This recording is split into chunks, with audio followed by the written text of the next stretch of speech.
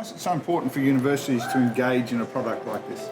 Well, I think when we're thinking about the kind of diverse needs of 21st century learners, we were talking about students who rely on their mobile phone, international students, second language learners, and students with disabilities. How do we ensure that those students have high quality content that works with their devices, that works with their changing lives all the time? And so taking an inclusive approach to your content accessibility is really going to have a big impact, not just on those students with disabilities, but really all the learners on your campus. Definitely, I think it starts with a culture shift. Accessibility has been something that's maybe been siloed. It's been something that's been handled by a disability resource office or student services. And what we see is that accessibility, when it becomes part of a culture shift, it really impacts every part of an institution. And so that first part is really helping academics see the value in taking the time to start making that accessibility part of their authoring practices, part of their course design.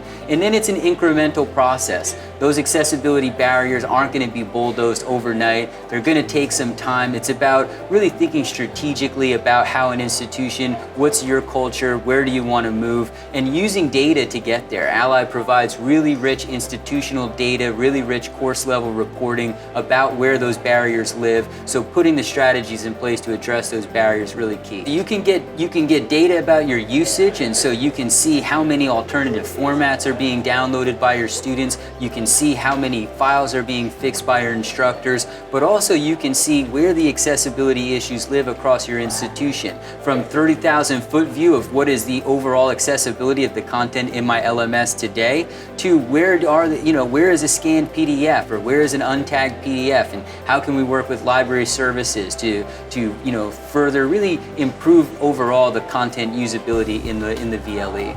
If we take the function from that centralised team, that means the academics are doing it themselves. How easy is it for them to do it themselves? Well, I think that as a starting point, there's some great feedback and tutorials built into Ally to help hold their hand and develop some of the basic skills around accessible content authoring. So there's a scalable approach where you're allowing the instructor to take kind of control over there and build that content, make accessible content, but also to provide the supports for those more challenging circumstances. The universal design are really becoming key pillars of an institution. I read a lot of campus vision statements, and everybody's talking about inclusion and diversity. And so when we're talking about supporting students and supporting all students, one of the areas to start with is accessible digital content.